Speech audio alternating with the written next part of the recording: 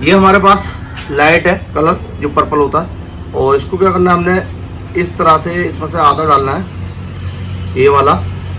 और जो हमारे पास ब्लू है रॉयल साइन, ये बहुत ज़्यादा डार्क कलर है, तो इसको हमने थोड़ा सा डाला इसको हल्का डार्क करने के लिए, बस इतना ही डालेंगे। और इसमें पानी ऐड करना है हमने। पानी जो ऐड करेंगे हम कुछ कम से 200 ग्राम ऐड करना है इसके अंदर। अभी 200 ग्राम हो चुका है। ये हमारे पास रूलर है, तो जो डिजाइन हम निकालने जा रहे हैं उसमें आप ये रूलर ये वाला जो है हमारा बेस कोट वाला, इसे यूज कर सकते हो। ब्रश भी यूज कर सकते हो, रूलर भी यूज कर सकते हो, कोई प्रॉब्लम नहीं है।